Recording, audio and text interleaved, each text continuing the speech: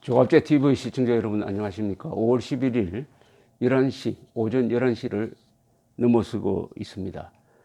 지금 중동에서는 이란과 이스라엘 사이에 이 총격전, 미사일 그리고 대포, 전투기를 동원한 소규모 전투가 벌어지고 있습니다. 지난 이틀 동안 이스라엘의 골란고원, 이스라엘의 골란고원은 이스라엘 가신 분들 한번 자주 가는 갈릴리 호수를 내려다보는 고지대입니다. 이 고지대를 1967년 6.1 전쟁 때 이스라엘이 차지했습니다. 원래 시리아 땅이었습니다. 아주 전략적으로 중요한 곳입니다. 그리고 영토로 이스라엘이 1981년에 영토로 병합을 해버렸습니다. 유엔 안보리는 그것은 안 된다, 시리아에 돌려줘야 된다는 그런 아주 요충지입니다. 여기서 지금 시리아에 파견된 이란군이 골란 고원을 향해서 한 20발 정도의 로켓포를 쏘았습니다. 여기에 대한 이스라엘의 본격적인 보복 공격이 지금 이루어지고 있습니다. 이란 기지라 하면 시리아에 있는 이란군 기지입니다. 시리아에 있는 이란군 기지 수십 곳을 공격을 했습니다. 미사일로, 비행기로 또는 대포로 그 지도를 공격한 지도를 이스라엘군 IDF라고 합니다만은 이스라엘 국방군이 공개를 했는데 여러 곳에 빨간 점이 수십 군데나 찍혀져 있습니다.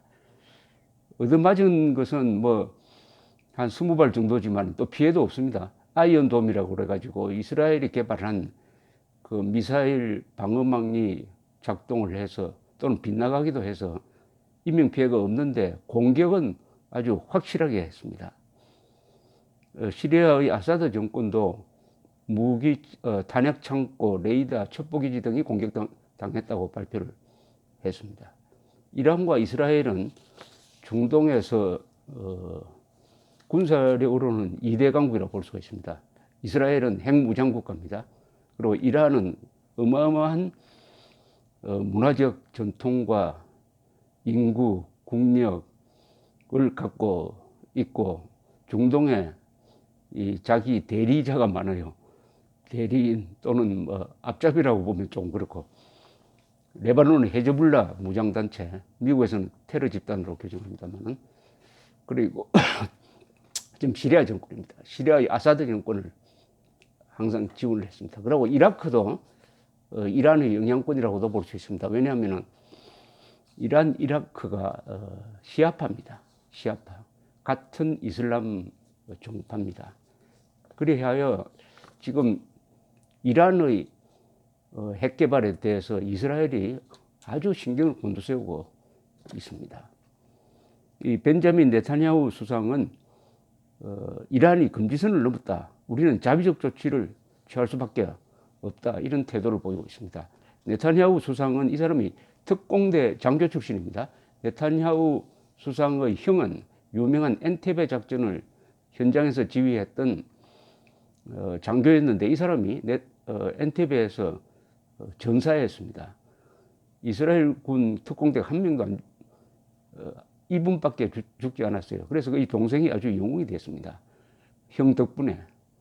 이 동생도 벤자민 네타냐후 수상도 특공대원으로서 활동하다가 부상한 적도 있습니다만은, 이 테레사 메이 영국 수상과 통화한 뒤에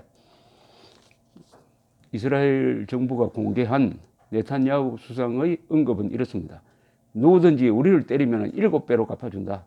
우리를 공격하려고 준비하는 자는 먼저 얻어맞을 것이다. 이것이 우리가 지켜온 원칙이고 계속 그렇게 할 것이다. 이 말이 아주 직설적입니다. 누구든지 우리를 때리면 7배로 갚아준다. 우리를 공격하려고 준비하는 자는 먼저 얻어맞을 것이다. 이것이 우리의 원칙이다.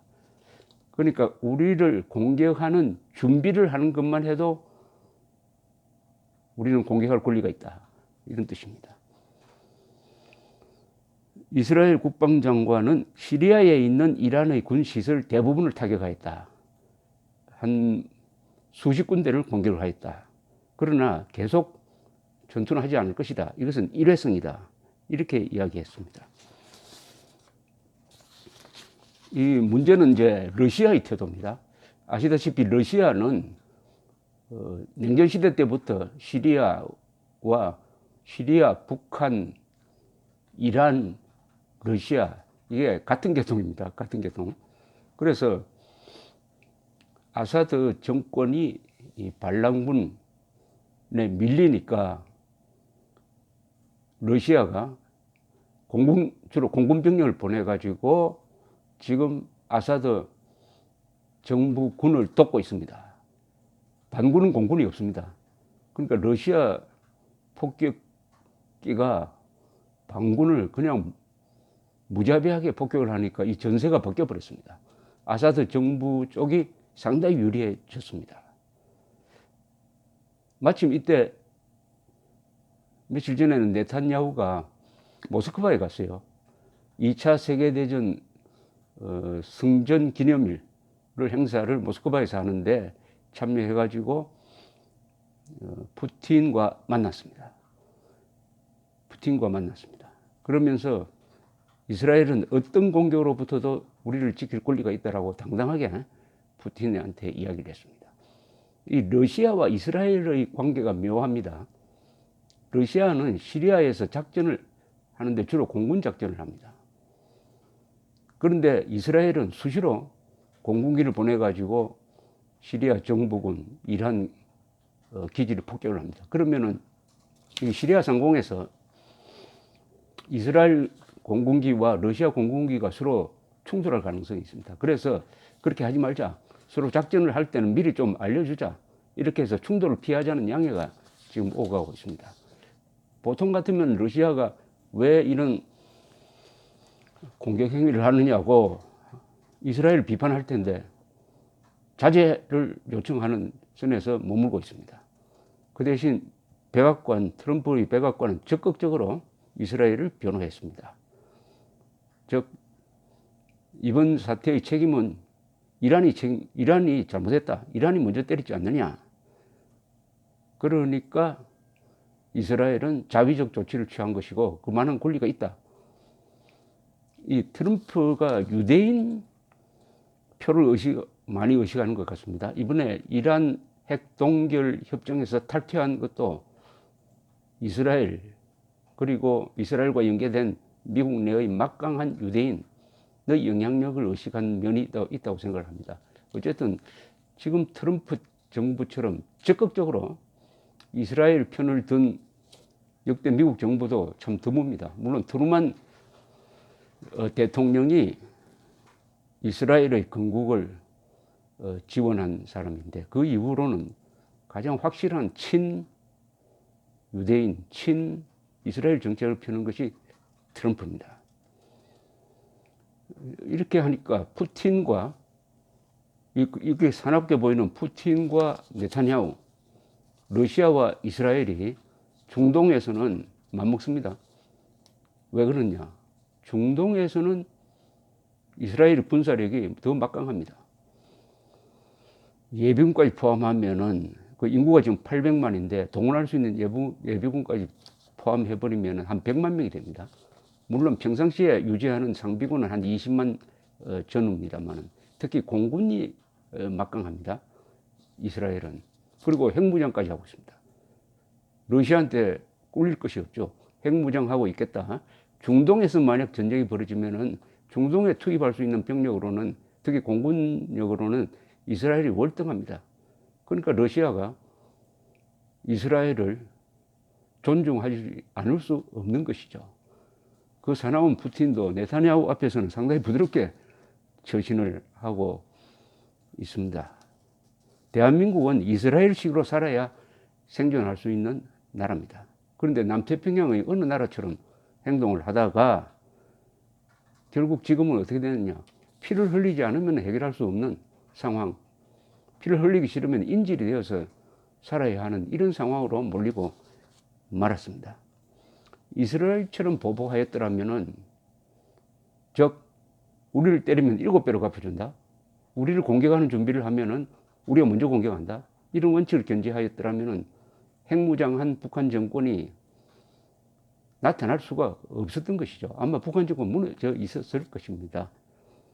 이명박 정부는 2010년 3월 26일 밤에 북한이 천안함을 폭침시켰을 때 북한 소행인 것을 알고도 북한에 대한 공격을 하지 않았습니다. 이스라엘 같으면은 꾸미는 것만 확인해도 그냥 때려버리는데 얻어맞고도 공격을 하지 않았다. 그것이 오늘날 이명박 대통령의 처지와 관련이 없다고 볼 수가 없는 것이죠. 우리는 이스라엘처럼 지금부터라도 이스라엘처럼 살아야 합니다. 그것은 무엇을 뜻하느냐? 국가 안보를 최상의 목표로 두고 이스라엘은 지금도 언론검열을 하고 있습니다. 언론검열. 군대를 존중하고 군대를 독립국으로 만들면은 어떻게 되느냐? 국민이 군대를 믿을 수 없다고 하지만 군대도 국민을 믿지 않습니다. 군대가 국민을 믿지 않으면은 국군이 국민을 믿지 않으면은 심각한 사태가 일어나는 것입니다. 7배로 갚아준다. 우리를 때리면 7배로 갚아준다. 우리를 공격하는 준비만 해도 우리는 때릴 권리가 있다. 네타냐후의 명언이었습니다. 감사합니다.